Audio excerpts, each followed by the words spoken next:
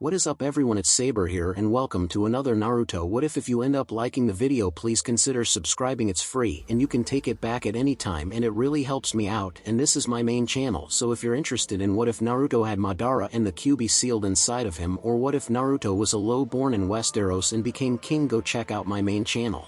And if you're interested in what if Naruto was taken over by the Kyuubi when he was born, or what if Naruto was trained by Itachi after leaving Jiraiya, go check out my second channel. And with all of the YouTube formalities out of the way, let's get into it. Naruto knew there was a party going on somewhere in King's Landing. After his latest victory, he received several invites to these parties while trying to return to the Martell family lodgings. It was crazy that 6 days ago he could walk through the streets without drawing a second glance. Now no one could take their eyes off him. The change was as tiring as it was unwelcome. His fatigued personality also found itself amplified by the sore feeling that radiated from the spot he got stabbed. He managed to clean the wound without difficulty, and now came the part where he mended the damage. Naruto could repair what befell his body, but the damage done to his pride was not so easily fixed. Of all the people who have tried, it was Marin Tramp that got me. Are you fucking kidding me? The blonde berated himself, blue eyes flickering to red as he glared at the reflection of himself in the mirror. Naruto's dropped brow, furious gaze, and dangerous scowl would terrify plenty, but all the assassin saw was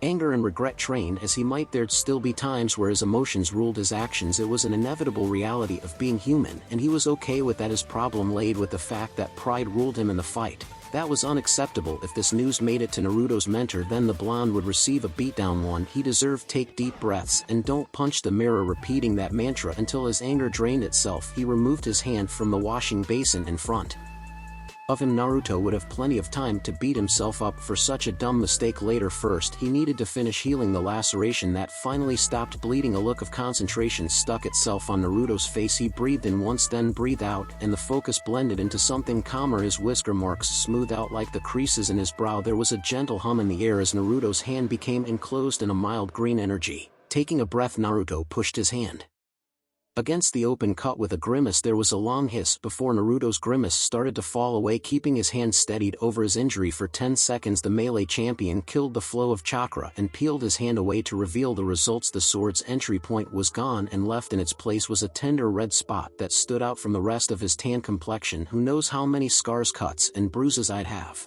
if I didn't learn how to heal myself. It was a paradox that someone so efficient in killing knew how to heal, but Naruto wouldn't trade the skill for anything. Forget using it on himself. There wasn't anything like the happiness on the faces of the people he got to help with his healing abilities. That alone made all the months he spent mastering his control worth it. He was about to fill his bath when the door to his room opened. Naruto, are you here? The familiar sound of Elia's voice took away any worries of an intruder entering his room. Turning around and walking out of his bathroom, the bare-chested man found Elia waiting for him in her sleeping wear. Her outfit was a big step down from what she had on earlier in the day. He opened his mouth to speak but stopped abruptly. Elia's cheeks looked red and she seemed to be out of breath. Are you alright, Elia? You look kind of red. He tried to keep the concern out of his voice, but this was his friend, and containing his feelings was an impossible task. Elia's brown eyes opened up further from surprise. She quickly waved off his concerns. Don't worry about me, Naruto. I'm just a little heated from running around this place. Then maybe you should take a break. It won't kill you to relax for a while. Coming from him, it probably sounded hypocritical, yet Elia couldn't take the strain like he did. No one could. Scoffing at him, she walked up to Naruto confidently and thumped him on the chest with a finger. She only allowed his firm muscles to distract her for a moment before getting back on track. Why don't you worry about yourself? I wasn't the one that got stabbed in the back. Literally. Naruto smiled to hide the self-directed loathing that came with being reminded of his failure. He couldn't blame Elia. He had no one but himself to blame for what happened. What he appreciated was the concern Elia showed for him. The Dornish princess used Naruto's silence to check on his physical state, straying down the front of his muscular torso. With her eyes, Elia gently ran her fingers over the place she remembered.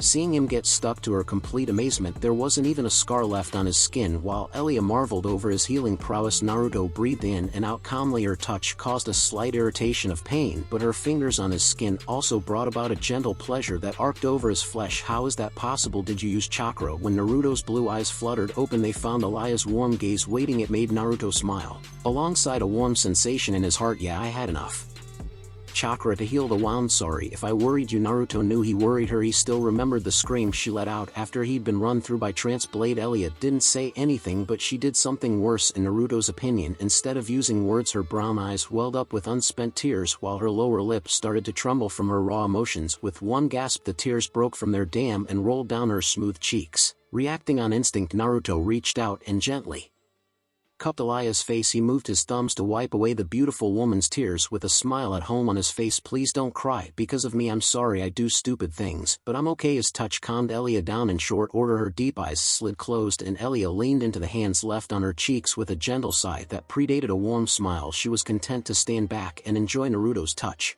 until she heard him speak. That made her giggle quietly. She was more than pleased to see the warm blue eyes of her friend expecting her. When she opened her eyes, the amount of comfort she pulled from those pools was immeasurable. I'm not sad, Naruto. I'm happy. I'm relieved that you were able to keep your promise. When he killed Aegon, I felt so useless, like there was nothing I could do. I tried to ignore that feeling, Naruto, but every time I laid down at night, I was terrified. What happened if he came back? What if he killed Oberyn and Doran? What if he came back for my beautiful Rei? These nightmares. I didn't know what. Not wanting to hear Elia in this kind of torment, Naruto did something surprising. He wrapped his sturdy arms around her and pulled the shaking woman into the sanctuary of his body. Naruto let the warmth of his physique envelope her as he tried to hold her so tightly that she couldn't shake any longer. Elia took the contact well, nestling her teary face safely into the crook of Naruto's neck. Her arms looped around his neck as she clutched him as tightly as her delicate figure could manage. Her cries turned into full-blown sobs that were devoid of words right now, and Naruto didn't care that her fingers were clawing at his skin. He didn't mind the warm tears that soaked his bare flesh. The only thing Naruto focused on was being there for his friend. She deserved as much, if not more. I think this is the first time I've seen her cry, Naruto thought with no small amount of respect for the woman in his arms. In her strong heart, you're an incredible woman. Elia sliding a hand up, he rubbed small circles into her back while he took the time to whisper words of comfort into her ear. Her lack of acknowledgement didn't stop him. They could have been there for hours and Naruto wouldn't have wavered. He was more than ready to stand there as the rock that Elia needed to navigate her storm of sorrow. Once her sobs turned into whimpers, Naruto lifted his head to place his cheek on the top of her head. Naruto listened to the soft but harsh breaths that broke free from Elia. He waited until the breathing against his damp shoulder evened out before he tried to move towards the bed. He thought it would be for the best if they sat down, so that's what he had them do. What he didn't count on was Elia falling right into his lap. When they finally did move, with his movement stifled for a moment, Naruto's eyes looked down at the unmoving woman hunkered down in his lap. The man's blue eyes reflected uncertainty, but his arms were as strong as ever. Thank you. Elia's whisper found itself lost in the muffled plane provided by the blonde's skin. She nuzzled one last time into the comforting warmth of Naruto's skin before slowly pulling her head back. Thank you so much, Naruto. Elia Martell may have red tear-stricken eyes. She may have sported numerous tear trails on her cheeks. She may have looked like a mess, but even then her small smile was an uncontested example of radiance that was impossible to replicate. If his hands weren't so busy keeping Elia stable in his lap, then they would have been rubbing at the back of his head. You're welcome, Elia. I'm glad I could help. Chuckling at his bashful response, Elia looked at the wet splotches she left on her friend's bare body. She took the bottom of her shirt and used it to dry his skin. With a yawn painting her sighs, she leaned the side of her face into the warmth of his body, closing her eyes. Maybe you should go to bed, he suggested quietly while his fingers entertained themselves by running through Elia's long wavy hair. The silky smooth nature of her hair was quite comforting to touch. You're right, I think I'll sleep in here. That wasn't exactly what I was thinking. Too bad, because I'm not moving. Elia wasn't above using her tired body as a means to get what she wanted. It was the nature of Westeros to take any advantage one had. It was their life. Naruto held on to his look until he realized that the princess wasn't budging from her stance. He folded with an exasperated sigh. These Martells sure were a handful. Fine, you can sleep here. I'll find somewhere else to. Know you're sleeping in the bed too. If Elia had the strength, she would have outright pushed Naruto onto his back. Since she didn't possess that strength, she settled for a stern glare that dared him to challenge her, stiff as a board and just as uncomfortable with the idea. The assassin held himself back from calling the idea dumb. Here in King's Landing, sharing a bed with Prince Rhaegar's one-time wife was about as smart as standing in front of a dragon breathing fire. That's a terrible idea. The plain deadpan that Naruto delivered his answer with caused Elia to pout. She didn't think it was that bad of an idea. Too bad. If you don't sleep here, then I won't sleep at all. From there a silence spread as brown eyes battled with blue in a test of Stubbornness. Naruto could have stared her down all night. Her brown eyes were welcoming in that way. However, both of them needed to sleep. Okay, you win, but I'm going to get cleaned up before I turn in for the night. He pretended that her smile wasn't downright victorious. I'll be right here when you get back. Naruto. Time skip. Joust day. Fortunately for Naruto, more than Elia, waking up went smoothly. No one found them in bed together. No one even knew that Elia wasn't in her room. The rest of the day didn't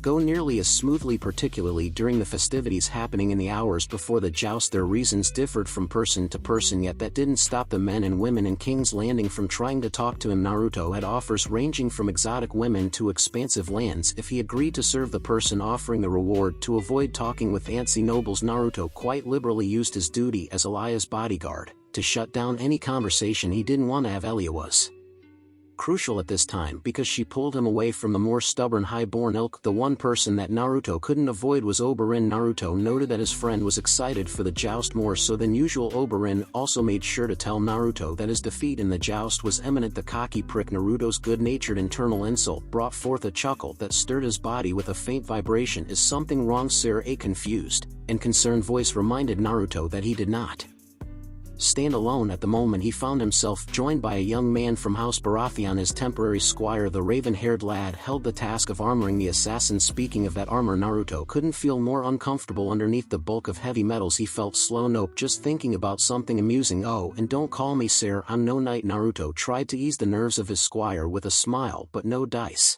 Are you sure you're jousting as a knight? Does I wouldn't want to disrespect you. The young man ended with a stammer and a quick look to the ground. The blonde carefully took his hand, using it to pat the little Baratheon on his head. He had to be careful because he wore rather heavy gauntlets. Naruto wouldn't want to hurt the boy with the metal wrapped around his hand. It's alright to talk. I won't rip your head off just because you have something to say. As to the joust, I'm here because of the king. My dad says Lord Robert can be unpredictable, the boy said with a soft giggle. His reaction to Naruto was already so different from how their time together started. Another strap pulled and a clasp closed. Naruto remained still as flat water while his metal skin was shrugged into place by the squire's hand. How much longer? I want to get out there in time to see Oberyn joust against Brynden Tully. Are you still pausing? He took a breath, remembering what Naruto said allowed him to finish strong. You still need to pick your horse for the joust. Naruto's blue eyes scattered. It felt like such an obvious detail because it was he needed a horse if he was going to partake in the joust. The assassin nodded his head in agreement with what his squire had to say, laughing sheepishly. That's probably a good idea. I wonder if this kid realizes how out of my depth I am here. If his ever helpful squire did notice, then he decided to hold his tongue about it. If you'll follow me, I can show you where they keep the horses for an occasion like this. To fill the time, Naruto chose to ask his squire a question. What's your name? He felt bad he didn't already know the answer to this question. My name's Roderick. We're here. Naruto. Roderick had to force himself to stop the sir that wanted to leave his mouth. It was during that pause that the pair walked into a combination of a barn and stables, kicked up to the 10th degree as most things were in the landing. The interior of the building was a strange mix of hay and animal in how it smelled, but compared to the rest of King's Landing it wasn't so bad. Stallions and maras lined every wall. However, Naruto had eyes for 3 specific mounts near the rear of the shadow-heavy building leading Roderick. Naruto's armor clattered soundly with every step he took. His approach garnered the attention of the 3 horses, who looked at the chakra user curiously. What can you tell me about these 3? Roderick glanced at the 3 before he started with the one on the far right. This is a breed of horse from the Stormlands. Back home we call these horses storm runners. The stories say they have enough energy to outrace storms. Storm runners also require a lot of attention to perform at their best. Naruto walked up to the excitable horse that marched in place. The horse's blended color of tan and red was quite beautiful. It proved Roderick to be honest when it tried to lean over its stable and lick. Naruto said Blonde avoided the lick but stroked the horse's snout with a smile. Friendly thing, but not something to take into battle. Next please. Second, we have a horse born in the Reach. The Hexmark is a beast of speed and composure. When first discovered by men of the Reach, these horses own the label of cursed because of their abnormal color. Naruto didn't see the ashen shade of the mare's figure as a curse. His blue eyes saw a beautiful creature, unique as could be, with her gray color and a teardrop-shaped white mark on her forehead. He reached out to touch Hexmark, and the mare met him halfway, leaning into the gentle touch settled on the side of her neck. He ran his fingers through the smoky mane on her neck with a smile. Knowing there was one horse left, he turned to check on the final option. It didn't take long because as soon as his blue eyes landed on the beast, it snorted at him and stomped on its hooves. That's red hair. I don't know how many of these otherworldly creatures are out there, but Lord Robert paid plenty to have this one brought across the narrow sea. The only thing that matches red hair's speed and strength is its volatile temperament. Forget the bright red coloring of the beast. Naruto could feel the anger pouring off the creature in spades. He didn't need to know much to know that red hair existed in emotion and power. It wasn't a horse that matched him. I'll take Hex Mark, Naruto said after a very brief period of deliberation, taking some feet in his hand for the mare to enjoy. An excellent choice. I think you should take Hex Mark out for a few laps in the riding area. It will help you to get used to each other, Roderick said with a smile. Happy his reading and squire training were of use and his first chance to apply it. That's a good idea. I also need to work with a lance. Come on, let's go. The constant thump from heavy hooves raced towards each other. Dirt kicked up in the wake of powerful limbs of two racing horses. The horses looked completely natural. It was a far cry from the tension of the two armored men riding their backs. Oberyn Martell rode in from the south, while Brynden Tully raced down from the north. Just like the impending clash, the crowd was building to a crescendo of excitement. The time for the final round of the opening bout approached. The moments quickly disappeared, and the time for action came forth. Oberyn Martell was no doubt an experienced fighter, but jousting was an entirely different animal. The young man's inexperience came through when he loaded up his thrust. Oberyn choreographed his attack by unleashing it too early. Brynden leaned the targeted portion of his body back, putting crucial space between him and Oberyn. His torso rocked back, but his arm lunged forward, extending his lance over his horse's shoulder. Time felt like it slowed down for the jousting men. Inches felt like miles as the wooden lances of the two men crawled forth steadily. Oberyn's eyes gleamed with determination beneath his helmet. The point of his lance was a moment from scoring when his momentum stopped. Bang! Oberyn found himself so thrilled with the prospect of victory that he didn't bother raising his shield. The wood slamming into Oberyn's chest rang over the crowd, shouting. Oberyn was less than a moment from hitting Brynden. When the impact hit him, he dropped his weapon while the rest of his body jerked back violently. The Red Viper gasped harshly beneath his helmet. He tried to clutch at the reins on his saddle, but Brynden's strike was too powerful. Oberyn's body bounced off the ground twice before coming to a stop while his running horse marched on. The young prince bit at the inside of his cheek hard enough to draw blood, yet he didn't cry out. He fought a grimace to grab at the dented metal over his bruised and possibly dislocated shoulder. Fuck, that hurt. Before Oberyn could ask himself what happened, his opponent trotted over on his horse. Brynden had a dent in his chest like Oberyn, just more shallow than the one Oberyn received. Brynden eased himself down, then lent a hand to his toppled opponent. The helmet hit his sweating head, and it also covered a calculating gaze. After a second of staring at the hand, Oberyn sighed and accepted the gesture of respect. Brynden was careful in helping Oberyn up off the dirt. He knew all too well how much pain the receiving end of a lance could create. You did well for someone new to the joust. Grunting through his clenched teeth, Oberyn tried and failed at massaging his aching joint. It certainly doesn't feel like it. The Tully Knight took a good laugh from that admission of pain. He only stopped laughing to give the younger man a bit of advice on his jousting technique. No, it wouldn't. You made two big mistakes. You started your striking motion too early, and you were also leaning too far forward in the saddle. It shows that the moment got to you. You were excited, weren't you? Oberyn could have been convinced to laugh at himself if it weren't for his damnable shoulder. Yeah, you got me on that. I should have expected that from the Blackfish. Come on, Oberyn, I'll help you towards the medical area. Their clash didn't work out in Oberyn's favor, but the clash between the two men gave Naruto a good taste of what to expect. Short and violent, the assassin noted how important reactionary movements were too early, and you were screwed too late, and you were screwed. Unaware of the thoughts in Naruto's head, Roderick mistook the blonde's hum for something else. That's Sir Brynden Tully, Knight of the Gate. He's an exceptional knight. Naruto was the kind of man who gave respect to opponents who deserved it, but he'd never say they were threats to beat him until they did, or at least that's what he'd do in a straight-up fight. The medium of a joust changed things. Is he my greatest competition? Oh no, sir, Jaime will win this for sure. Hearing those words out of his squire's mouth brought a severe flat look to Naruto's face. Thank you for the massive vote of confidence, Roderick. His blue eyes were nearly down and his frown firm in place while he looked at Roderick's face. The stone-cold quality in Naruto's voice reminded Roderick of his position. He blanched quickly and tried backpedaling even quicker.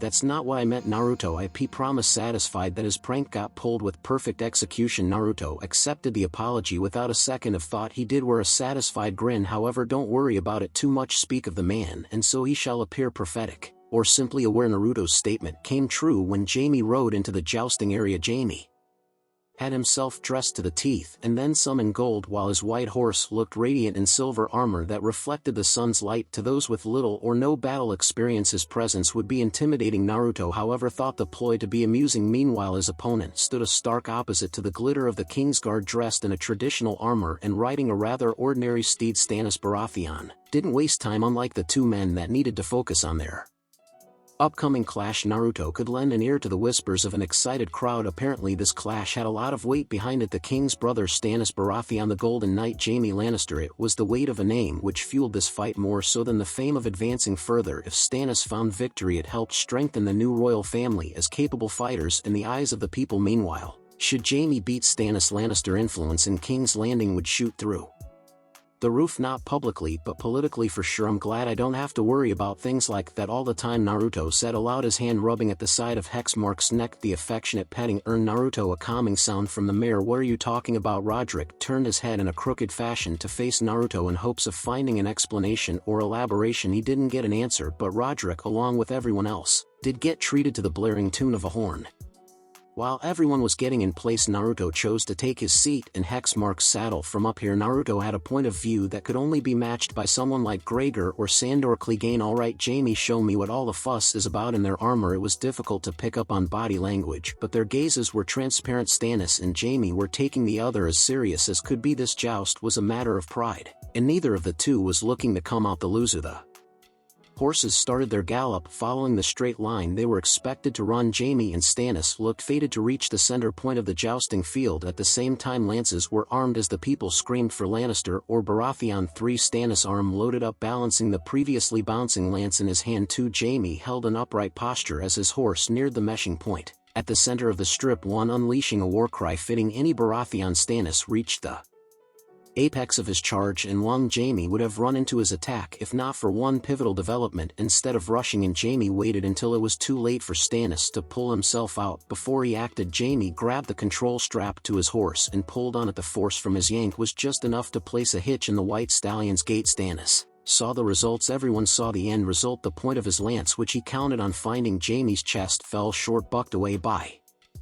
Jaime's lion-styled shield. His chance at thrashing the Golden Knight of Lannister thwarted by a mere few inches. No, I was meant to win. This isn't how it was supposed to happen. Anger, panic, and so many more negative emotions crashed down on Stannis. These emotions clouded his mind and brought forth a dangerous case of tunnel vision. His focus settled solely on his outstretched lance, not on what Jaime had planned. In response, the smirk on Jaime's face was the look of a man that outsmarted his competition. Gracefully sliding to the left side of Stannis' lance, Jaime buried the end of his weapon in the solar plexus of the king's brother. Without hesitation, the old lance splintered down the side when all that momentum suddenly stopped, rippling through Stannis' body violently. Throwing out a grunt, Jaime forced a final surge of power through his arm. That burst tossed the bent forward body of the firstborn Baratheon to the ground. The king's guard didn't even bother looking back at Stannis, who laid unmoving in a cloud of dust. Stannis' dust hadn't even settled before the crowd erupted. Some cheered for Jaime while others jeered the Baratheon that got bested. Naruto figured these were the people who had a vested interest in the bout. Money, perhaps. Speaking of having a stake in the proceedings, Naruto took a glance to the pavilion, specifically at Robert. Naruto was surprised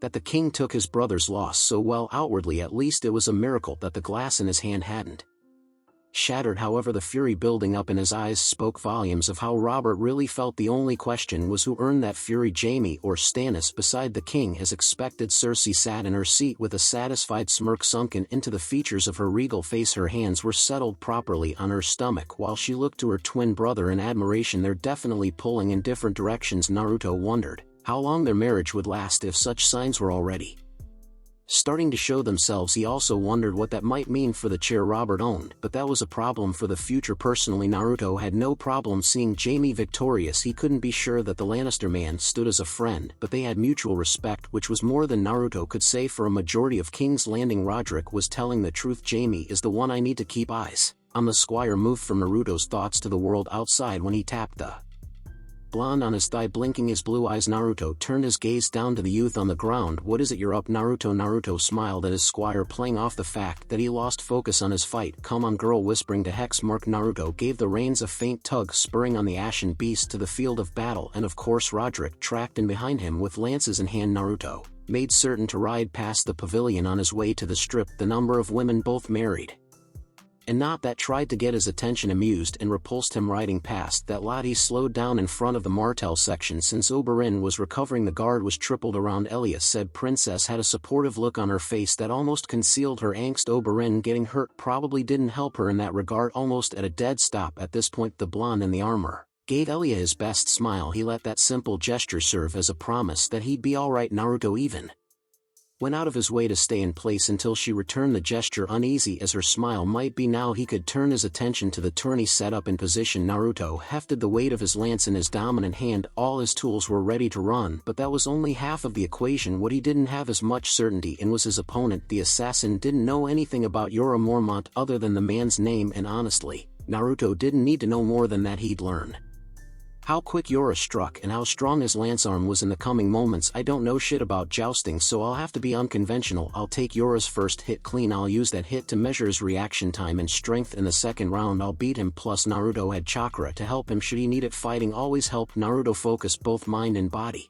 which is why the signal for them to start only barely pierced the pleading sounds from the crowd that called for his acknowledgement. Naruto flipped down the plate in the helmet covering his face as he rode out to meet Yura. Closer and closer, many of the people, Yura included, waited for the mountain slayer to brandish the lance. They waited for something that never came to pass. What the adoring crowd saw take place made them gasp collectively. Naruto may not have attacked, but Yura took full advantage of the opportunity given to him. He braced his arm against his body and followed through with enough force that the lance broke against Naruto's armor, dropping the piece of timbers. Yura rode forward thinking he'd won, so when he looked back he found himself quite surprised. I probably should have blocked that with my shield. Oh well. Instead of in the dirt writhing in pain, Naruto remained on his horse. He wasn't slouching forward, nor was he rocking back. The Whisker Joust novice remained proudly upright on hex mark. This turn of events led to whispers of disbelief, many wondering just who or what Naruto was. Oh, and of course there were cheers from those who Naruto won over the day prior. These were a sect of people who essentially saw Naruto as invincible. Completing the loop, both men worked their way back to their starting position. Yura looked at Naruto in disbelief while Naruto examined the state of both his armor and body. Having a lance burst on a person was nothing new, neither was someone surviving the breaking of a lance. That said, it was still worth noting when it happened the first time in a joust. I have what I need. It's time to win this thing. Naruto now knew that he could move faster than Yura. All he needed to do was wait, and that would bring him victory. Naruto ignored Roderick's baffled look as he moved back into a readied position, gently clapping the insides of his ankles against hex mark. The newly minted duo sped forward. Yura did the same. The shaking didn't stop Naruto's blue eyes from examining the man coming out to meet him. They were 3 strides from each other when Naruto saw Yura starting to turn at the waist. 2 strides out and the man from Bear Island turned his shoulder, opening it to Naruto, who kept his lance down low. To this point things were looking eerily similar to the first bout of this jousting match. Yura's shield with twin bears followed a few inches behind as the last horse length between Naruto and Yura closed. Yura lifted his lance and poised it to strike from beneath his helmet. Naruto smirked, his expectations coming true. A single gallop shrunk down to half that when Naruto finally moved. The blonde flourished his arm, tearing the lance through the resistance of the air and into position. The delay between arming and Naruto's attack was non-existent. Naruto's smirk widened when he felt the thud of his lance meeting Yura's right collarbone. Yura Mormont was lucky Naruto purposefully went for the armor, because if Naruto went a millimeter to the right then his lance would be in Yura's neck in real time. It was merely a blur for fighter and spectator alike. One moment Naruto's weapon was down, and in the next he buried it into Yura's shoulder. Bear Island's lord lurched back, sliding over the rear of his horse. The only reason he didn't fall flush in the dirt was due to his left foot getting stuck in the saddle, dangling in the embarrassing position of being dragged by his horse. Yura's attempts to free himself ended when the stallion turned the corner. The whiplash from the turn sprung him free. It also sent him careening off the ground like a rag doll. As if the pain wasn't enough, every tumble over himself injured the northerner's pride. By the time he finally managed a stable position on one knee, the crowd already began showering Naruto with praise. How could I lose to some kid from the south? Yura mistakenly thought Naruto's victory yesterday to be a fluke. He paid for the mistake today. Naruto's timely turn to regard Yura made it seem like the kid read his thoughts. Memories of his very fresh defeat and the stories he heard in the inn from last night froze Yura in place. The only reason Naruto looked away was because of a voice approaching him from behind. And I thought I liked to put on a show. He flipped the plate covering his face up. The assassin revealed himself to be wearing a smile as he turned to face Jamie on his white horse. I don't know if you've heard, but I have a reputation to uphold. Of course you are the mighty mountain slayer. After all, Jamie's snickering turned into true laughter upon remembering the look on his father's face. Vicariously through Naruto, it felt like a small bit of payback for all of Tywin's overbearing demands when Jamie was but a child. Yes, I tend to kill monsters when I'm in King's Landing, Naruto admitted with a smirk that bordered on dastardly. A deeper dive into what Naruto said never came because the pair were joined by the third man to advance into the tourney. Down to the 3 of us. Jamie bobbed his head confirming and agreeing to the obvious statement from Brynden Tully. I wonder how our new king will decide who is to face whom. Personally, Jaime wanted to joust against his friend, but a bout with the Blackfish wouldn't be a bad consolation prize. Brynden reached up and rubbed at the light layer of facial hair on his chin, his helmet held against his hip until it was kneaded once more. Robert's the head with the crown, let that head make the decision. I'm fine with beating either of you two anyways. Naruto could only chuckle at the banter. A thoroughly vexed Robert looked at the remaining three men on the jousting field. He only wanted to watch fights, but now he had logistic problems. It made him want to pull the hairs from his beard out. Damn it, can we find two more fools to joust? Even the numbers out, and all that. Robert received silence in return. That was until he whipped around and faced those behind him. For people meant to advise me, you lot are awfully silent. His fury stilled any hope of response, for it might upset the warrior king. The one person confident enough to speak without fear for what it might trigger was John Aaron. The hand I would suggest against that idea, Robert, you've already ruffled some feathers. Shoehorning Naruto into the joust. Westeros king openly scoffed at the warning given to him by his mentor. Those idiots and their families could balk all they wanted. He was the king. If he wanted to fudge with a tourney, then he damn well do it. Perhaps you can give out a by. Robert turned sharply to the person who offered the unexpected option. The words came right from the mouth of his wife Cersei. What did you say? Robert questioned the queen, his naturally brash voice coming off as rude. Tywin's only daughter moved her enchanting emerald eyes from the group of Brynden, Jaime, and Naruto to her husband. Her smile only persisted for a moment after looking away from her. Blood.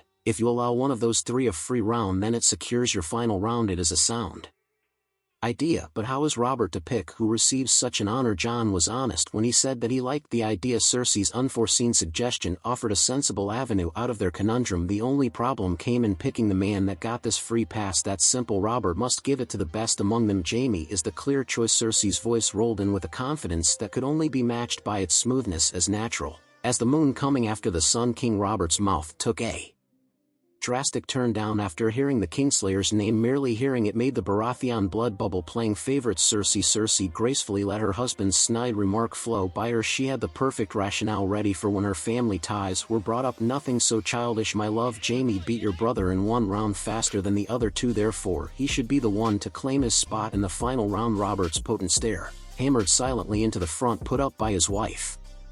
The number of warriors to crumble beneath that stare stood high, but Cersei held strong. The queen's poise and regal upbringing refused to yield. She does bring up a good point. Sighing, he turned away from his group of people. That way he once again faced the three fighters and the crowds below. Listen up, Jaime Lannister will advance to the joust's final round. His victory, being the fastest, earned him this honor. That means Brynden Tully will face Naruto for the right to advance in the joust. Naruto took the information in stride. He preferred having to fight his way up the ladder. Turning his head towards Jaime, the blonde let his musings go free. Looks like being a quick finisher worked out for you, hud. Jaime, yap all you want, Naruto, while you're busy trying to shove your spear into the Blackfish. I'll be thinking about my queen of love and beauty, Jaime replied with a small smirk, returning one innuendo with another. Before he wandered off, the blue-eyed blonde shook his head with the tiniest of smirks on his whiskered face. What an ass. His comment sounded more amused than it sounded like an insult. It seems like you and I will trade Lance's Mountain Slayer. Pulled in the other direction by those words, the assassin turned tourney juicer saw Brynden waiting for him with a confident smirk. Don't think I'll overlook or underestimate you like everyone else. Naruto responded to the challenge with laughter. He made sure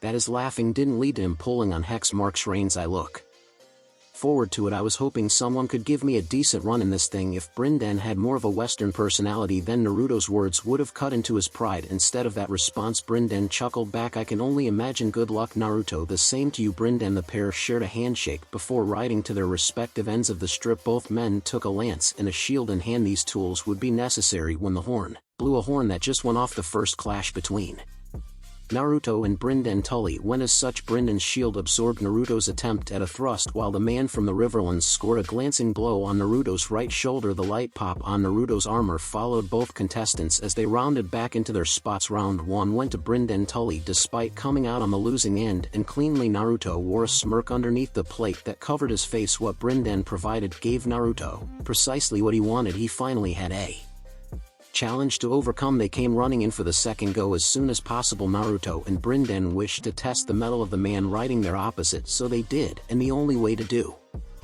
That was to joust. Racing forward, neither man cared for the cheering crowd because they were busy glaring at the other with the determination to not lose. When the moment came, both men lunged at the same time. Brinden and Naruto reacted in the same way. They brought their shields up to defend themselves. This snap decision saved the knight and assassin from suffering bodily pain at the cost of their shields and lances. The simultaneous responses created a crunching sound as wood shattered against would. Round 2 proved to be a tie. Naruto openly laughed as he rode Hexmark back to where Roderick waited with a lance in his arms. He didn't say a word because his hidden smirk said everything about how he felt gripping the new lance and holding his arm out for his new shield. Naruto thanked Roderick for the help. Naruto saw Brinden nod and returned the gesture, a silent measure to show both were ready for their third pass. Centering himself as his horse continued to jostle him about, the assassin kept a level head. Brinden got closer, and this time it was Naruto who struck first. He threaded a stabbing motion right above Brenden's shield, rocking the Tully Knight's upper body back on the horse. The momentum shift rocked Brenden's thrust wayward. The third round went to Naruto. The back and forth between Blackfish and Maelstrom left the crowd in a tizzy. It was an excitement that infested a number of the nobles too, at least those who didn't despise Naruto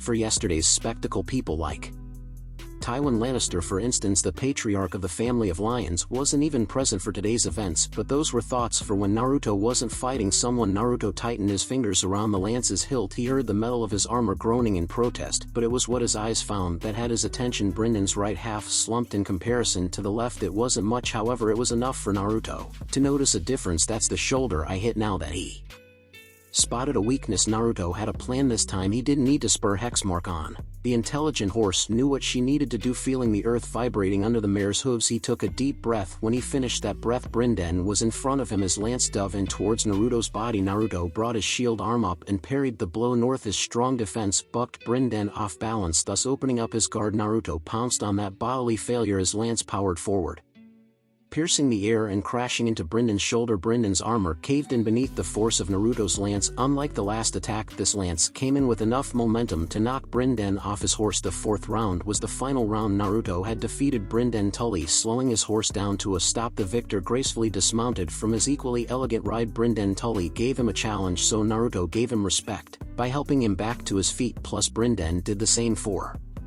Oberyn. Clutching the man's forearm, Naruto pulled him up. 7 hells, I haven't been hit that hard in a long time, Brinden bemoaned underneath the cover of his helm. What can I say, drinking milk makes for a strong arm. It started as a small bubbling noise, but from there it grew and grew until Brinden Tully's entire body rumbled with a vigorous case of laughter. Of all the things he thought might be said, that wasn't it. Hey now, don't laugh at me or the milk, it's much better than all that alcohol you people pile down your throats. Seriously, do you people bathe in that shit or something? It was something that Oberyn was guilty of doing as well. Uttering a final snort, Brinden Tully shook Naruto's hand with his good arm. Good luck against the Lannister, Naruto. I'll be pulling for you, thanks. Crash smash. A miniature boy lifted his bushy eyebrow over the brim of his golden goblet. The sweet wine was running dry, but the action was going strong. He thought that things would wrap up by now, yet that wasn't the case. How many draws is that now, Sandor? 6, Lord Tyrion. Sandor's reply was immediate. The man with the half-burnt face hadn't missed a moment of action when it came to the person who defeated his brother. Dropping his goblet and reaching for a jug, Tyrion poured himself a fresh cup of delicious wine. Perhaps it was foolish of me not to expect this from the man who killed my father's mountain. Tyrion let that thought simmer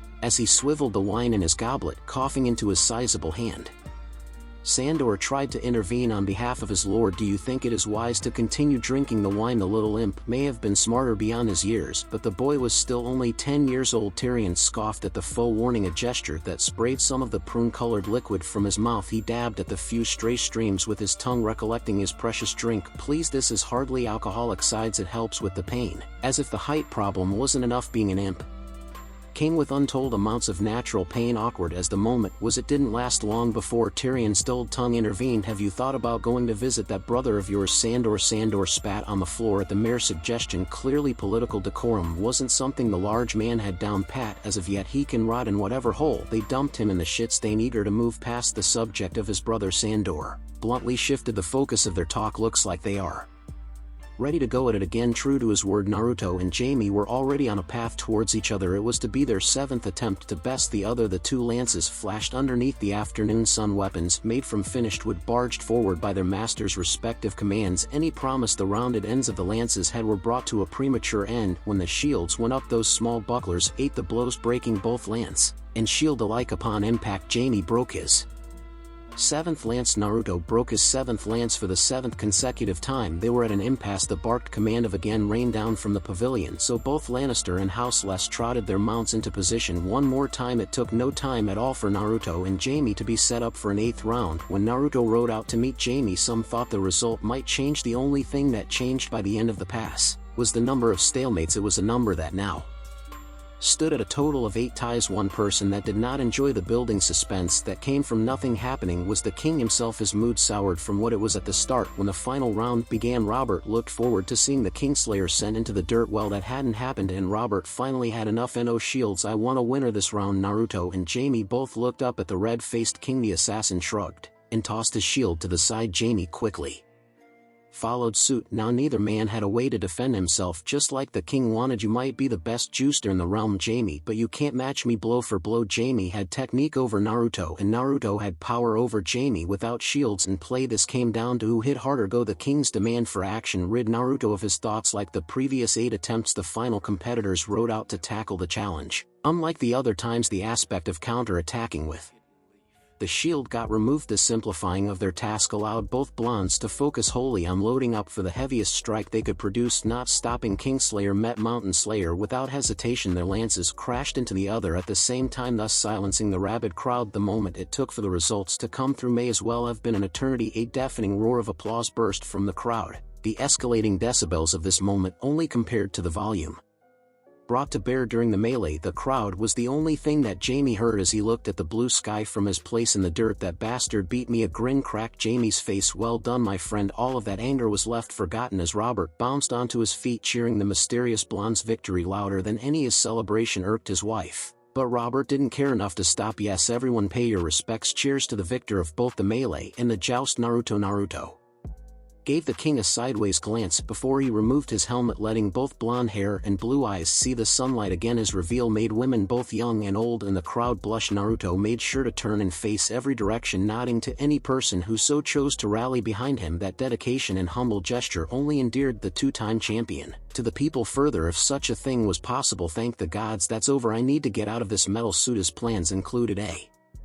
nice bath, a warm meal, and maybe his plans for the day fell short, interrupted by a man wearing simple enough robes. Naruto remembered the man as one of the many who helped organize this whole shebang. Congratulations, sir. As the champion of the joust, you are allowed to name a lady here as your queen of love and beauty, dedicating your victory to her. Naruto rose one of his brows at that statement. He hadn't known that such an honor existed. Shoving that lack of knowledge down, he carefully took the crown of red roses with a golden trim around each flower petal. Together the string of flowers looked like a sky melting in the glow of the setting sun. What he was about to do would turn heads, start conversations, and raise eyebrows, but he didn't care, not even looking at all the women making eyes at him. Naruto ignored their suggestively coy expressions and made his way over towards one woman. In particular, the whispers that already existed only got stronger when Naruto positioned himself right in front of Elia Martell. Naruto saw every emotion pouring from Elia's warm eyes. It was a mixture of relief, happiness, and disbelief. He ignored the hand she had over her mouth and the faintest of teary gleams in her eyes. Naruto stepped up to her with a warm smile on his face. My lady, would you please take the honor of being my queen of love and beauty? At that moment, Elia Martell forgot how to breathe. This moment would replace the tourney Harrenhal when Rhaegar chose Lyanna Stark over her,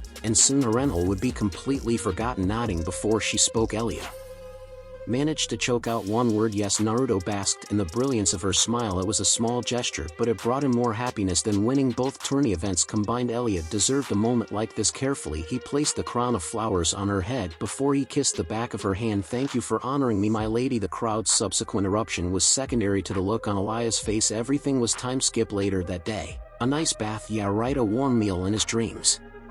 Speaking of dreams, forget about the nap he wanted to take. He dodged certain doom when he weaseled out of the first party, but Naruto wasn't lucky enough to miss the second party thrown in the Red Keep. It was the hand of his queen of love and beauty that sealed his harsh fate. You see, Naruto tried to go with Elia to visit Oberyn. He didn't get very far before Elia ordered him to make an appearance at tonight's party. Naruto, being who he was, resisted her 3 times before the stubborn princess cornered him into agreeing. Worse than that, Naruto found himself forced into wearing more appropriate clothes courtesy of the mind of Elia Martell. The silk vest he wore was finer than anything he ever wore, dulled orange accented with a gleaming black trim on the peripherals. Naruto had a shirt-vest hybrid held closed across the chest by a trio of thin silver chains. He sported a similarly colored sash tied over his left hip, the excess from the sash waterfalling down his left pant leg. What do you think about that proposition, Sir Naruto? He didn't have the proper time to lament the clothes he wore before his thoughts were intruded upon by a man that refused to leave him alone, hiding the frown and stomping out his side. The assassin in fine clothing spared the cheese and meat in front of him, a perturbed look. A moment later his blue eyes pulled up to meet the puffed-up face of Mace Tyrell. Despite being the lord of one of Westeros' richest lands, the man was a complete bumbling idiot. In the 20-something minutes Mace chatted him up, there wasn't a wise word to be heard. Now I know why people like to call him Lord Oaf. I better deal with this. Picking one of the small slices of cheese with a small pick, Naruto took the whole chunk in one bite. He savored the flavor for a handful of moments before Mace got his attention. Are you sure it is wise to be so open about things here, Lord Tyrell? You were on the opposing side of Robert and his rebels. There's no need for such worries, it's all water under the bridge. We are allies like I hope you and I will be. So what do you say? Swatting away the idea that he might be in danger, Mace's brown eyes stuck to Naruto in anticipation. Naruto tried not to be irritated, but the task wasn't easy. I'll admit it is an interesting idea. Speaking of which, I find it interesting that your wife isn't here with you. Where is Lady Tyrell? If you don't mind me asking. Allery, she is back at High Garden taking care of Loras and preparing for the arrival of our fourth child. There was a moment where Naruto believed his attempt to change the subject worked. That was until Mace opened his mouth again. Don't worry about those things. Tell me what's your answer. With your skills and the riches of the Reach, we can do great things this time. Naruto did sigh at the persistent son of Olenna Tyrell. He placed his plate down and turned his cold expression around on the dealmaker. I won't speak about business when I'm already serving a commitment to another. Please do not push the issue further. What? No, that doesn't make sense. You need to excuse me, Lord Tyrell. I'm afraid the king would like to speak with Sir Naruto. The pair turned to meet a balding man with a red goatee and sternly set eyebrows sinking against the top of brown eyes. Naruto didn't recognize the man, but Mace did. Lord Penrose Corvo Penrose was one of the Stormland's most loyal sons, a loyalty that extended to the man on the Iron Throne. He only offered a nod in response. If you will excuse us, we must see to King Robert. Mace's tongue tied itself up while his mouth opened and closed a few times. The skilled warrior from the Reach floundered for a few moments before ultimately walking away, acquiescing to Corvo's wishes, and by proxy Robert's. It wasn't until Mace disappeared in the party's busy floor that Naruto let his shoulders drop with a sigh. His chains jingled over the sound of his relief. I thought I was going to need a fake illness to get him off my back. Thank you for your help. The Lord of Parchments offered Naruto a measured smile. He didn't know Mace Tyrell personally, but he heard the rumors about the man. There's no need to thank me, Sir Naruto. I'm only doing the job given to me by the king. Naruto tried to smile and failed. He was so annoyed with everyone calling him Sir. No matter how many times he tried to correct them, no one listened to him. It was easier to ignore the title. Does he? But he seems to have disappeared for the time being, Lord Penrose murmured with a tight squint.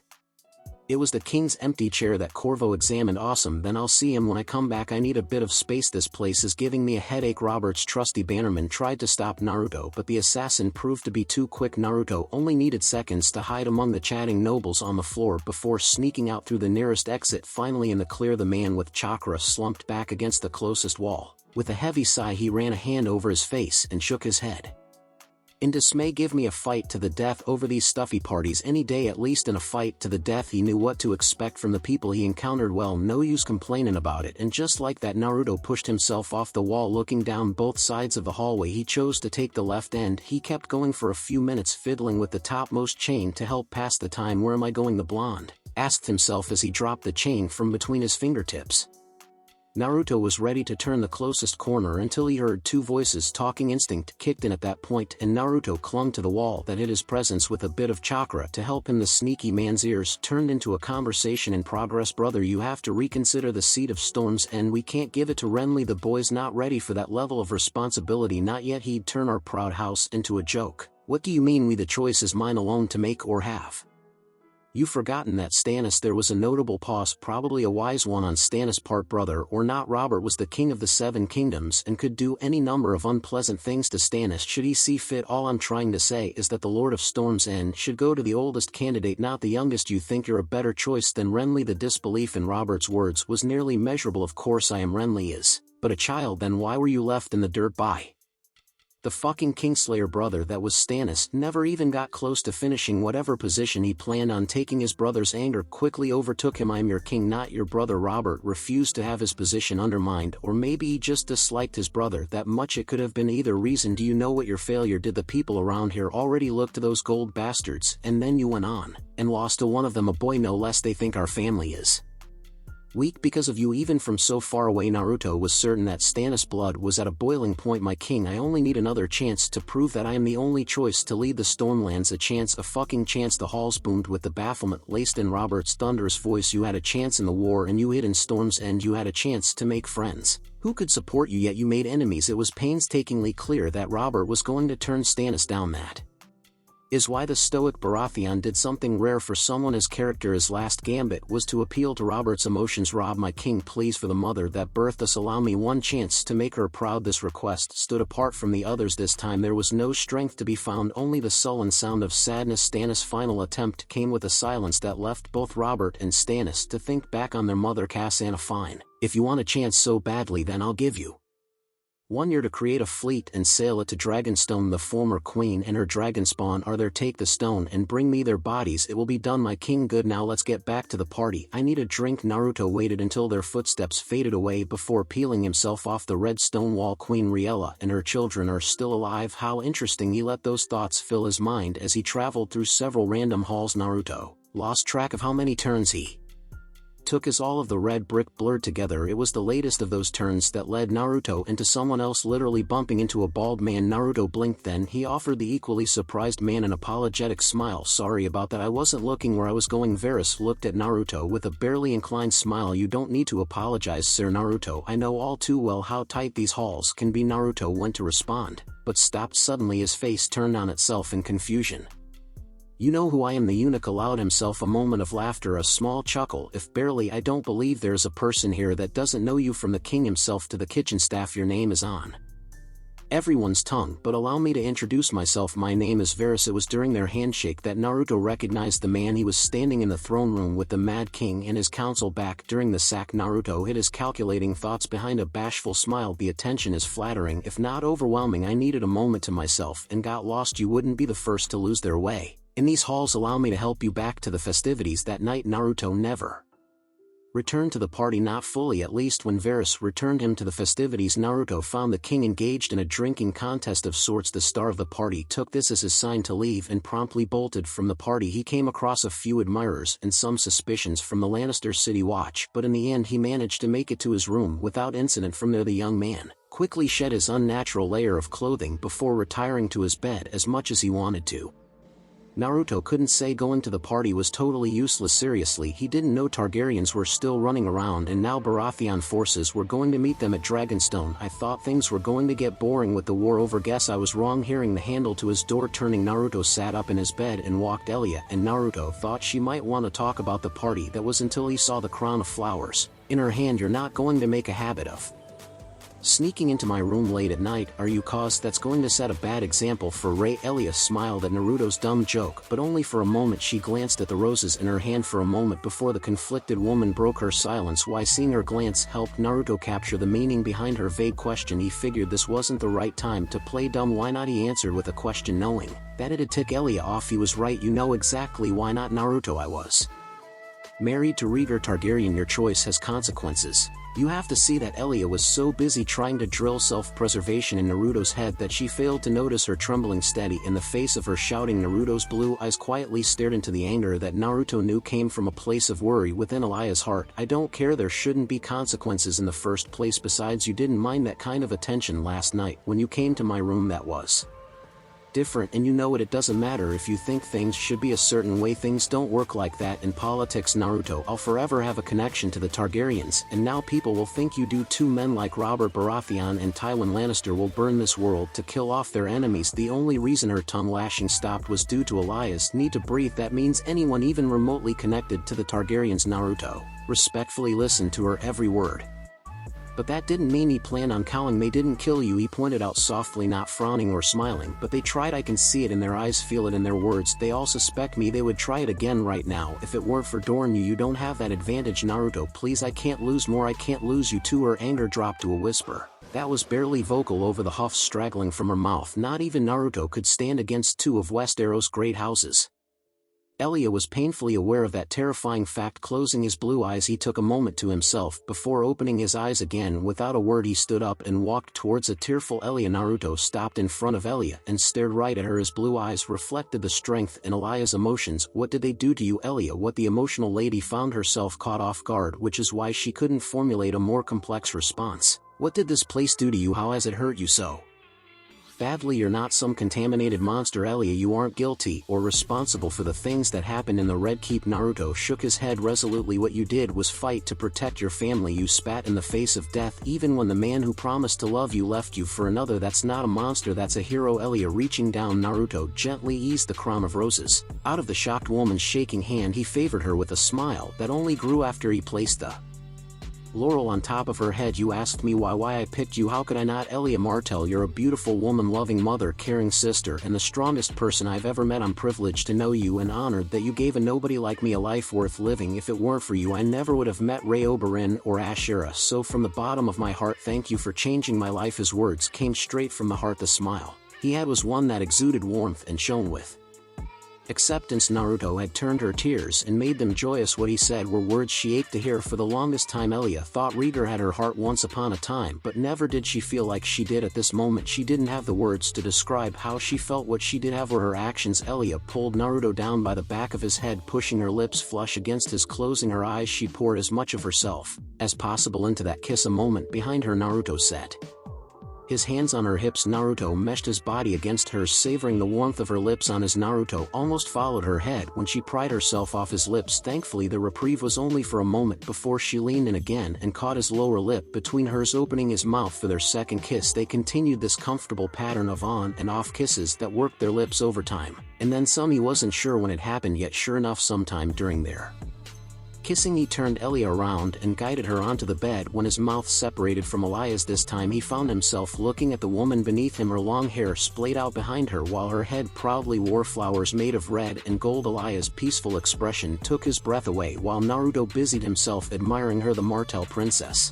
reached up to gently stroke his whiskered cheeks. She felt him lean ever so slightly into her hands and smiled, not asking for permission, because their eyes said it all. Elia pulled Naruto's lips back to hers. That slight pressure of contact left Elia sighing in delight. Naruto savored her exhale, much like how he indulged himself on the silky smooth embrace of her lips. However, he wanted more to savor. His tongue pushed into her lips. Elia willingly gave him that passage. Naruto's tongue darted into the welcoming depths of the princess' mouth. He instantly locked his tongue up, with Elia taking his time to sample her taste, one intimate movement at a time. It started slowly at first, then Elia started to move her tongue in tandem with Naruto's flaming excitement on both sides. Soon Naruto was outright ravaging her mouth, rolling his tongue over any bit of Elia's mouth that he could reach. His enthusiasm earned him a multitude of muffled moans from the beautiful woman. Those quiet, contained sounds threw Naruto's heart to a frenetic tempo. Although their lungs burned at times, neither of them were willing to separate from the other. It came to the point where one of Elia's hands tucked away in Naruto's wild hair so she could keep his mouth trapped to hers. She couldn't force Naruto's tongue out of her mouth, not that she wanted to, so she used her mouth to fight back. His tongue was so deep in her mouth that Naruto couldn't do anything but groan when Elia began to suck on his tongue, pulling it with a slight bobbing motion. That shudder of pleasure from Naruto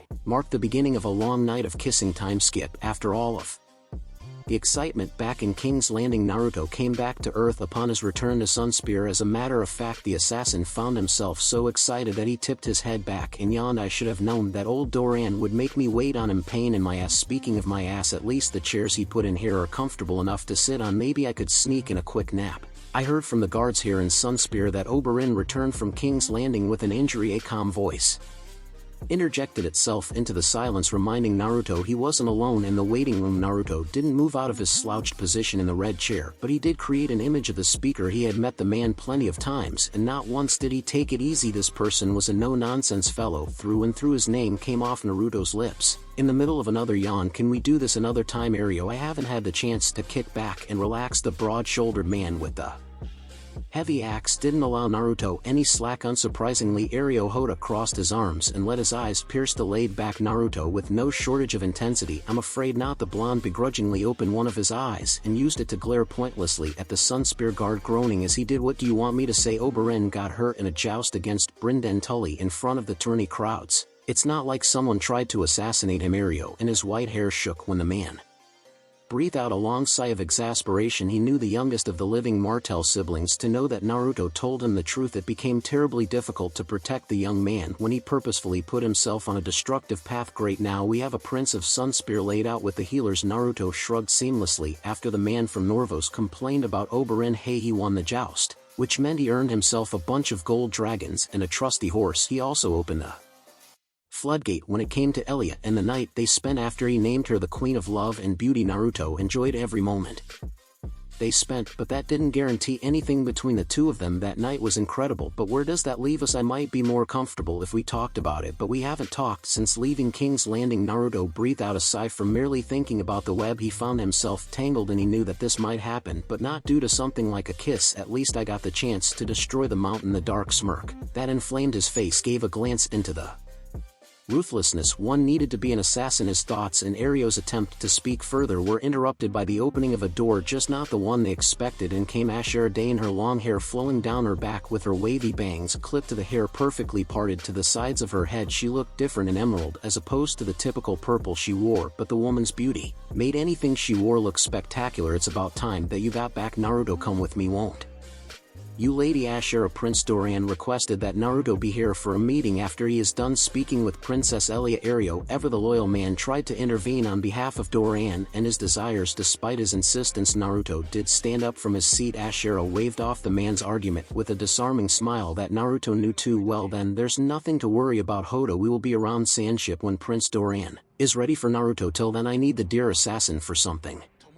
Naruto didn't waste any time in acting. He stepped away from his chair and moved toward Ashera with a smirk on his whiskered face. The joust winner did stop to shoot Ario a disingenuous apology. Sorry, but you heard the lady. It sounds like I have somewhere to be. Barely containing his laughter, Naruto offered Ashera his arm, which she took quickly. The tail of Ashera's dress provided a lush flurry of fabric as the pair left a stupefied man. In their aftermath, they were hardly out of the waiting room before Naruto's well-trained body shook with laughter. Sandship's halls reflected that laughter as man and woman took a casual trip through the Martell seat of power. You truly are a goddess, Ashera. Thank you for saving me from that horrible place. Starfall's former lady didn't even attempt to stifle the lively smile left by Naruto's knack for dramatics. Naruto may not be Dornish, but he fit in well with the people of the South. While I'm happy to hear your heartfelt compliments, I didn't rescue you for your sake, she said with a coy hum. In response, Ashera earned herself a bland glare from the blonde, who didn't appreciate the way she worded her statement. Naruto looked at Ashera with his blank stare to force more information, but the woman kept him in suspense. She did so because she knew that she could get away with it. The benefit of friendship here. Where you go first and act as my shield, the Lady Dane said with a brush of the arm she untangled from Naruto's. She gestured to a door that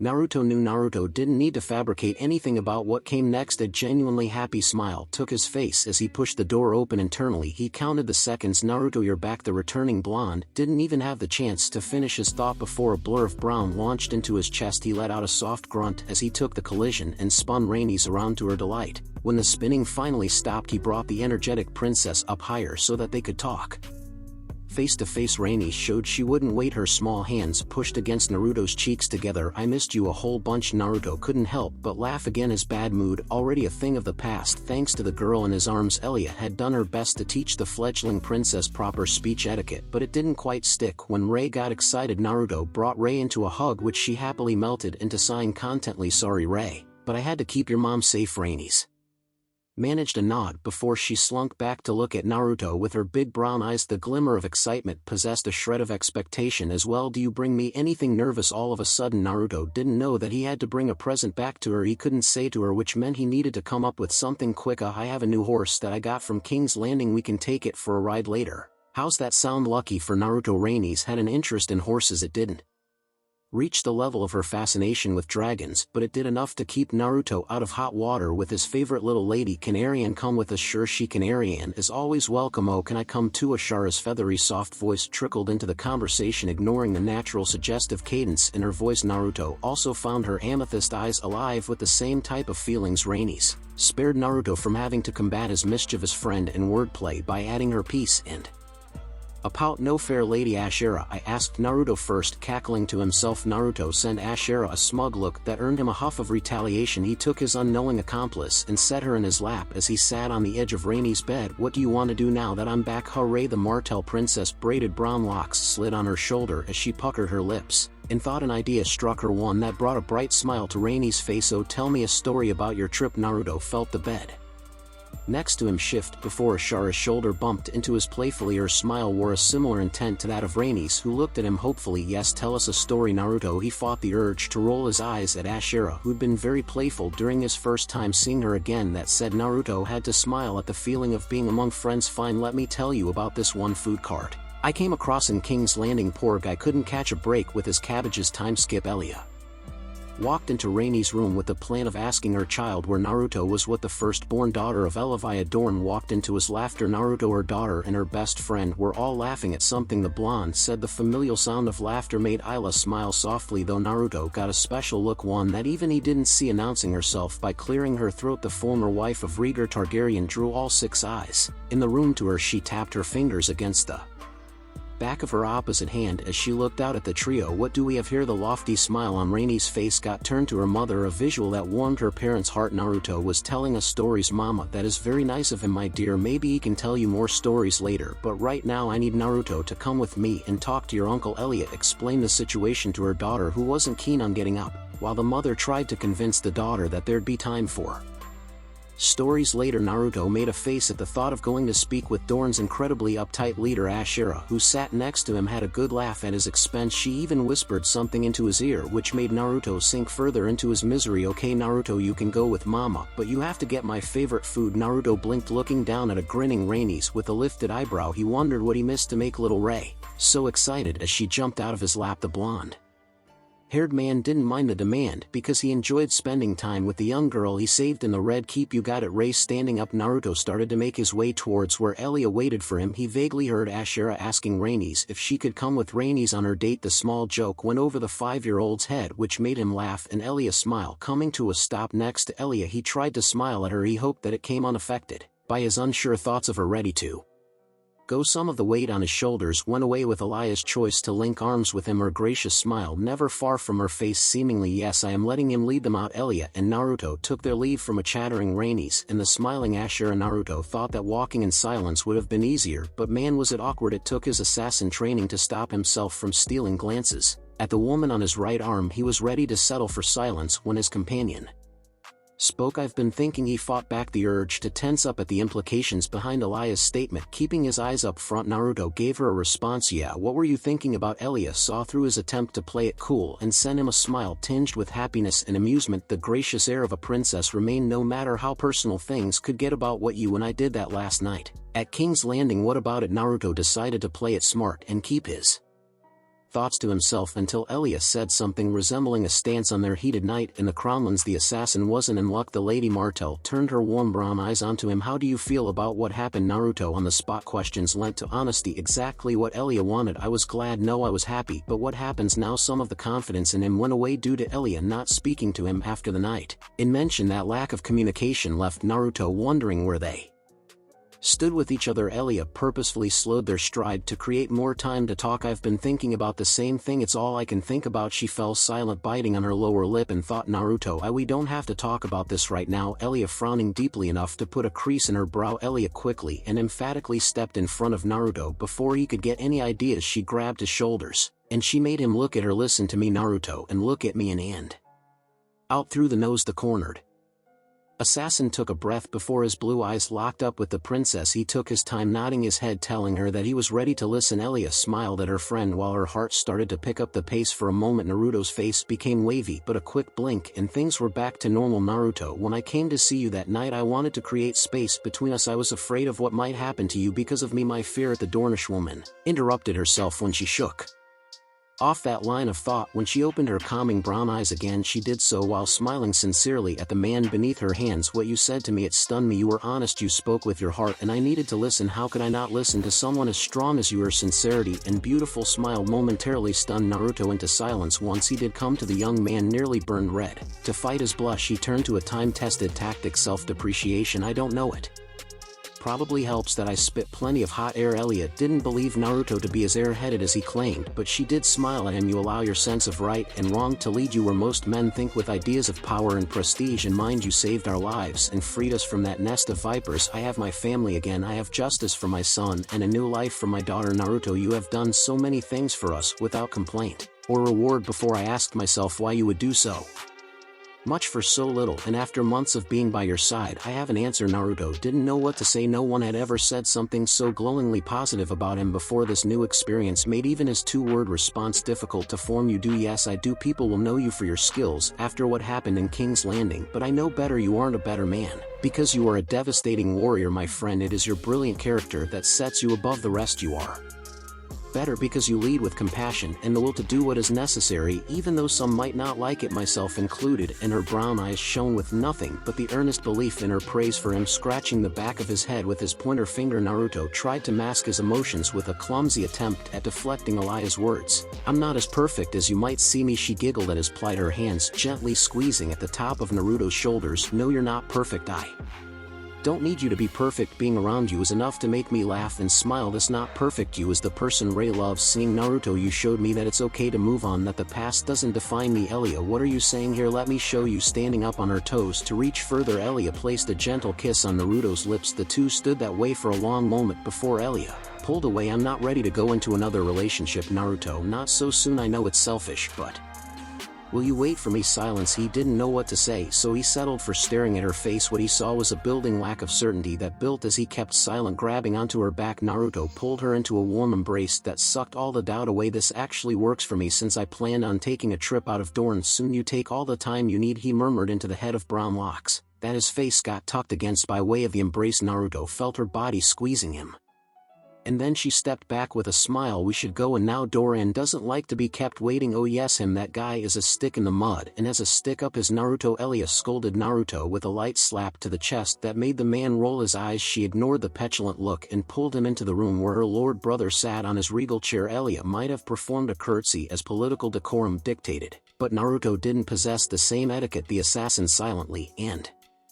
defiantly crossed his arms as he stared at Doran. If he didn't bow to Robert Baratheon, then he wouldn't bow to Doran Martell and anyone that tried to make him reliable to lose a finger. My brother and sister have told me that you have done something of the highest importance for our family. Naruto snuck a sideways glance at the woman standing next to him. He quickly righted his attention at the stoic man in the chair. You killed the mountain, the beast responsible for the death of my sisters child, and you did it with the world watching. Now that the crimes of the Lannister have come to light, it will only be a matter of time before their golden world crumbles. Interesting. Oberyn and Elliot didn't tell him about my chakra. I wonder why that is. As Naruto tried to pick apart any potential reasoning for this, Doran continued to monologue his joy over the misfortunes of the rival Westeros family. The only reason Naruto heard what came next was due to the elbow of Elia Martell. As such, I deem it important to pay our debt to you by giving you something of value. Curious to where this led, Naruto took a moment to meet the Lord of Sunspear's gaze. I wish to make you a lord here in Dorne. Naruto took a step back, visibly startled by the idea of him transcending the station he knew since his birth. He had no idea what being a lord meant or how to do it. I don't think that's a good idea. I don't know how to lead a small group, let alone an entire town or village. The people would suffer under my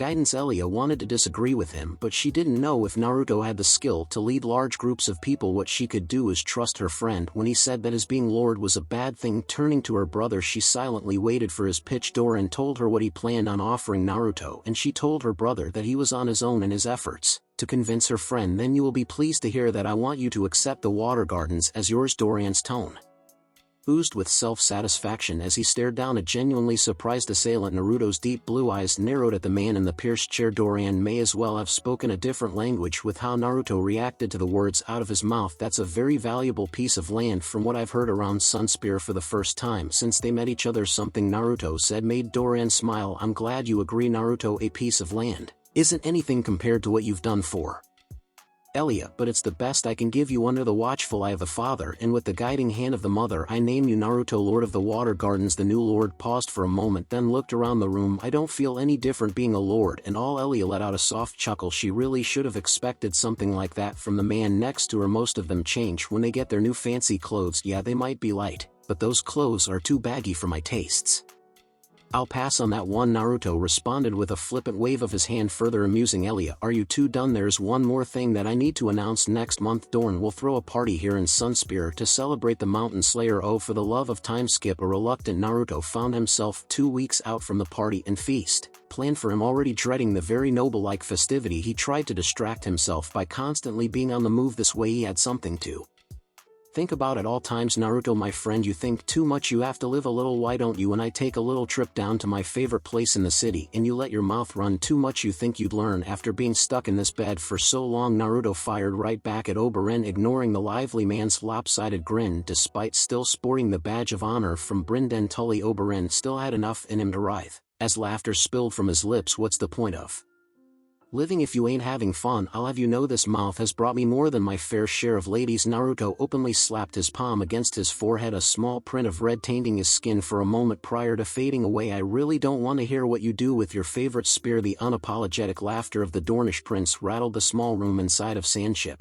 If not for the milk of the poppy, his shoulder would be on fire from all the jostling. Don't be so quick to judge me. I'm sure that we can find a whole horde of women ready to share a bed with the Mountain Slayer. Perhaps at this bash we're hosting in your honor. Oberyn. Naruto's mumble went ignored as the promiscuously vivid imagination of his best friend started to run free. We'd need a distraction for my sister, but I'm sure I could rope her into some family-based drinking shenanigans. Breathing out through his nose, Naruto gave his friend one more chance to behave. If you don't shut up right now, I'll flip this bed over and drop you on your head. Oberyn's small hairs stood up on the back of his neck. Now let's not do anything rash. You wouldn't hurt an injured man, right? You're tough. I think you could take it. A bum shoulder or not? The whiskered assassin's smile made it difficult for Oberyn to discern the blonde's actual intent. The young prince chuckled nervously and melted into the comforting surface of his bed. Kicking his feet up on the footboard, he crossed his arms behind his head. So what brings you to me, huh, Naruto? The bed's softness forced his dark eyes to close slowly, putting his elbows on top of his thighs. Naruto gazed out the window in Oberyn's room. He could vaguely make out the swelling foam waves of where Westeros and Essos met out in the sea. I wanted to ask you about your meeting with your brother Doran. Why did he piss you off again? No, not this time. How come you and Elliot didn't tell Doran about my chakra? Any leftover amusement on Oberyn's face sobered very quickly. His dark eyes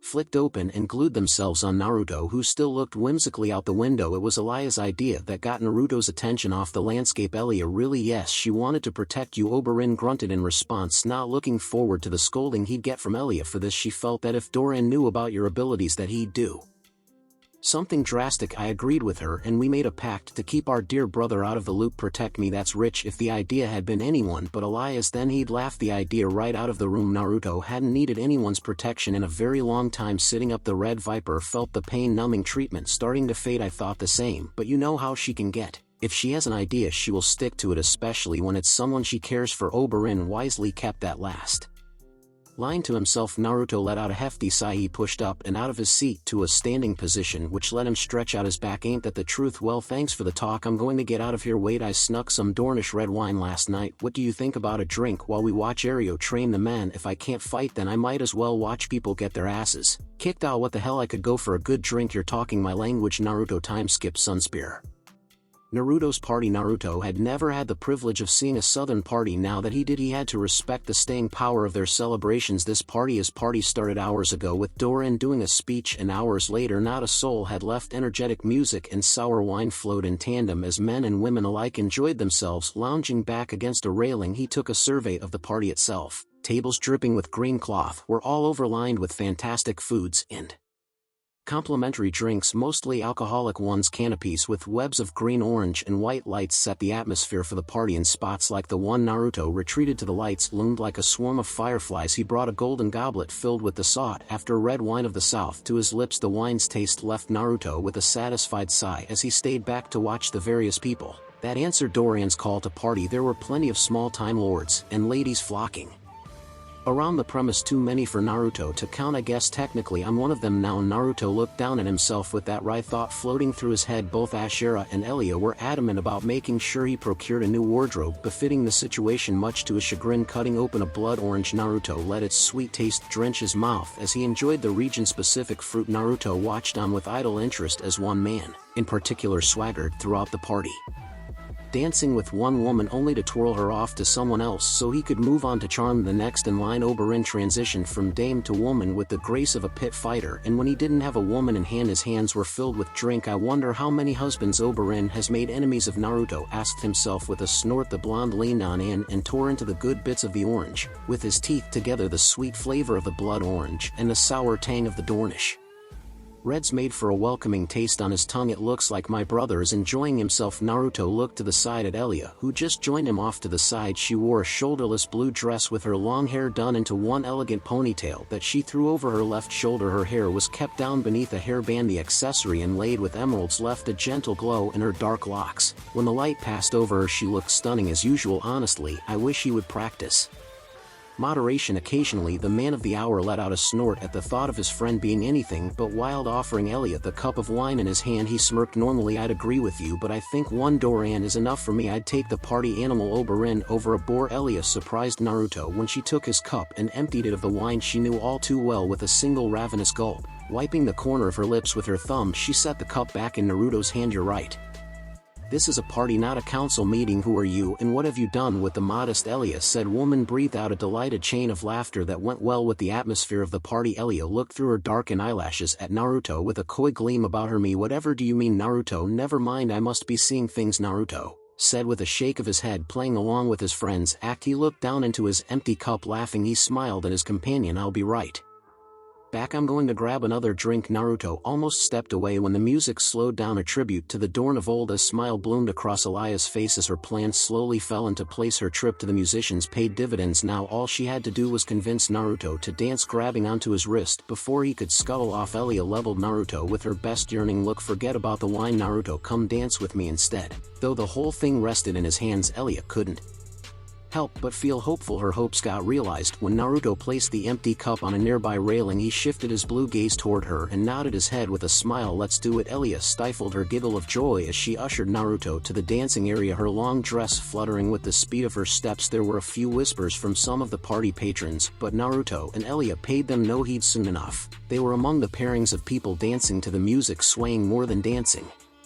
Naruto stole a glance at the other pairs that executed a more dance-like style that swished and swayed their loose clothing like a mural of swirling colors. He looked down at Elia, who swayed with him, and smiled apologetically. Sorry that I don't know the steps. The heels that Elia wore to the party alleviated most of the height difference between her and Naruto. Hands on his shoulders like how is laid on her waist. The Martell smiled at his consideration for her. It's okay, Naruto, this is enough for me. The two stayed in companionable silence as their bodies moved in unison to the comforting whisper of the low tune of the chorus melody. As more steps passed, the closer their bodies became. They started looking more and more like the intimate twosomes around the dancing space where Elia had the practice to help her through the dance. Naruto needed his quick reaction time and agile feet to match his dancing partner. The end result created an unlikely but perfect routine from the corner of his eye.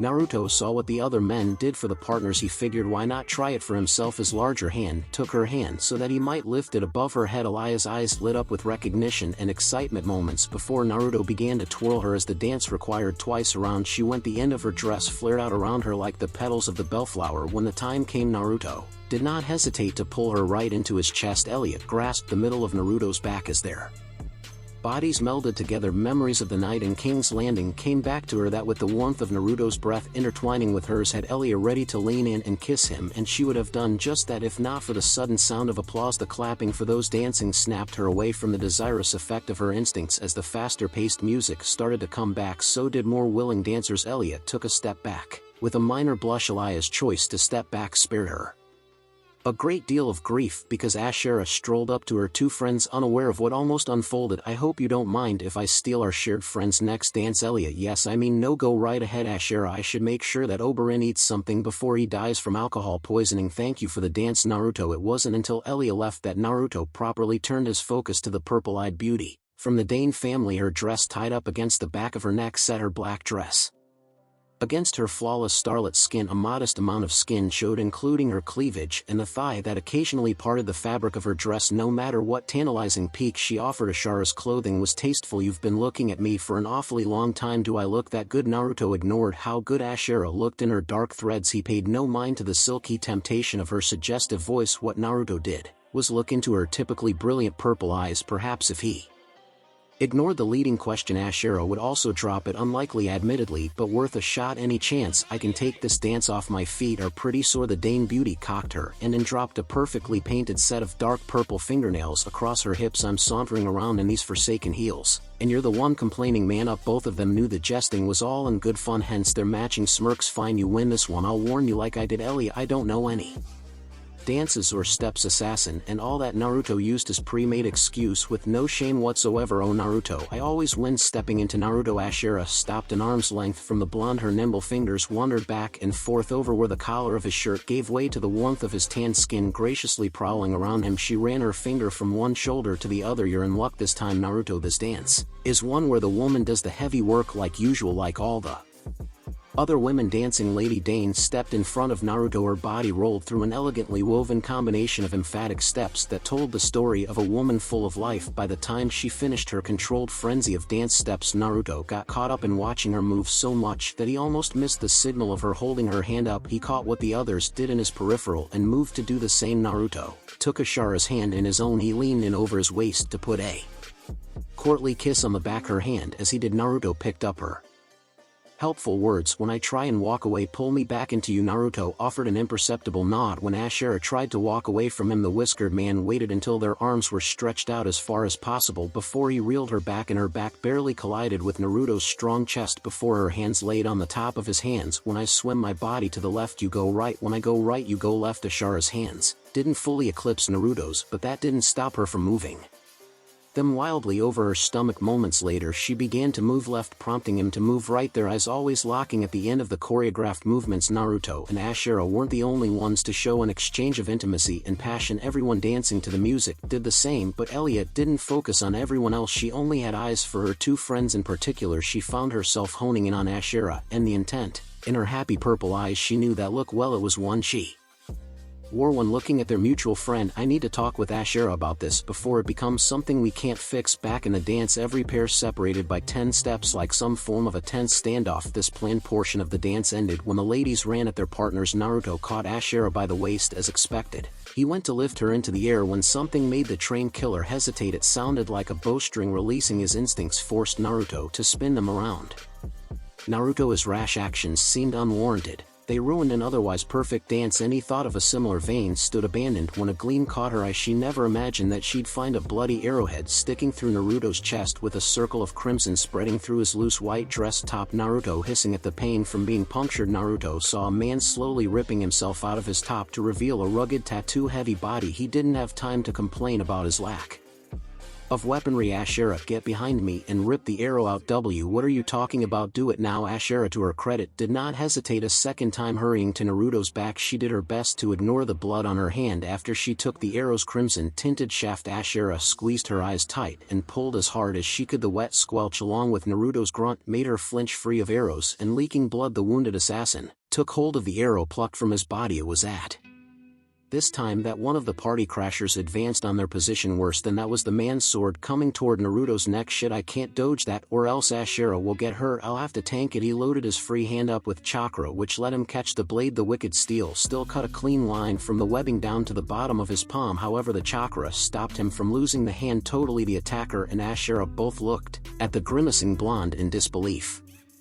Naruto used that shock to his advantage. He reversed his grip on the arrow, turning it into a makeshift dagger that Naruto buried ruthlessly in the brigand's throat. Staggering back from Naruto with eyes expanded in a panic, the wannabe assailant clutched hopelessly at the squirting incision left by Naruto's arrow. The primal fear of death that hung around the man only intensified when he made the mistake of looking into the blank eyes of the cold-blooded killer known as Naruto, who had yet to take his gaze off him. With the man finally dead, Naruto took a moment to look at the chaos unfolding around him. The first people he found were the siblings Oberyn and Elia. He couldn't be more thankful that Elia had Oberyn by her side. Even injured, the Red Viper's fangs were dangerous, as proven by the dead man in front of the scowling prince. Not everyone was as lucky as them. A tragically large number of partygoers lay dead in pools of their own blood. One among the group that Naruto recognized was Lord Eula the Silver Lining, if you could even call it that, was the Sunspear Guards and their swift retaliation which killed the aggressors in short order. Naruto, adrenaline fading away, the humming-like sensation inside of him went silent. His fingers straightened out, leaving the arrow to fall from his grip before it hit the ground. He had eyes on a shell-shocked Ashera. "Hey, look at me, I'm okay." "You're okay?" She took one more look at his chest to make sure when he didn't fall over dead. She smiled. The tears were already spilling over her makeup as she latched onto Naruto's face hidden against his clean shoulder. "Yeah, you're okay," she muttered shakily. Naruto tried to hide the wince that came from moving his injured hand. For now he kept his hand balled up tightly for pressure. He could get the injury properly cleaned up after he helped Ashera with what he assumed to be her first near-death experience. No surprise that Doran was the first to react. The good times of the party, already forgotten. How in the fuck did this happen? Who's responsible for this? Oberyn leaned down upon catching a glimmer of metal in the dead man's vest. Pulling out a small coin, he looked at the token with a grim expression. "I don't know how, but I have a good idea about who." Doran came over to his brother, where his frown only got deeper. Pinching his nose, he somehow fit the words "of course" between an array of different curses. With Elia and Ashera consoling the other, Naruto found the freedom to join the two brothers. He took a glance at the coin Oberyn had in his palm. It looked like a variety of snake to the blonde. "What's that?" "I'm not surprised you don't know. This little trinket here is the mark of a bandit lord," Oberyn said with a disgusted shake of his head when he saw how many dead innocents laid on the ground. "Bandit lord? What kind of stupid self-aggrandizing title is that?" the injured blonde asked, ignoring the blood dripping down his wrist and inner forearm. Wringing his hands together anxiously, Doran found it difficult to stay calm after such a brazen attempt on his people. If only it were that simple. "The bandit lords are different groups of marauders who roam the northern half of Dorne." Naruto had no idea such a group or groups existed. "Why don't you drive them out or kill them? Surely they can't match your forces." "Apart from throwing Dorne into a civil war, this is the first time a bandit lord has done anything outside the Dornish marches. We never had reason to bother with them, not when we had more pressing issues like Robert's rebellion and the Lannisters." Doran had someone to actively dislike more than the unruly Naruto, and it showed. "Speaking of the golden pussies, how do we know this isn't their handiwork?" the Red Viper asked, throwing in a kick directed at the man he killed when this popped off. "Who knows? These fools attack so many people it's impossible to discern their true targets." Doran took a deep breath to help focus himself. Making an impulsive choice based on emotion wouldn't help anyone. "Oberyn, I want you and Naruto to gather everyone here and bring them to Sandship area, and I will increase security around Sunspear. No one is to leave Sandship until we have things under control again." At least Oberyn had the courtesy for his lord brother to hold his groan until he and a small attachment of the guard were gone. What a terrible way to end a night of partying. Naruto looked at the death all around him. The sight alone made the assassin's face sink to a frown. "Is this my fault? He was the one to kick the viper nest. Something like this couldn't be a coincidence. He knew better than that." "Hey, don't think like that. Everyone here has enemies willing to have them killed. No one at this party is to blame for the bloodshed tonight." Oberyn squeezed Naruto's shoulder. Now that some time passed, he could comprehend how much blood his friend had on him. "Are you alright?" Naruto grunted irritably. Besides being annoyed that I didn't see this coming, "Yeah, I got these protecting Ashera from our uninvited guests." "Caught a blade for her, literally." "Did you use my chakra?" "Yup." "Did she see it?" "Probably," Naruto said with a quick glance at his bleeding hand. Oberyn felt like downing a whole pitcher of the darkest wine he could find. "Wonderful, come on, we might as well enjoy our lockdown."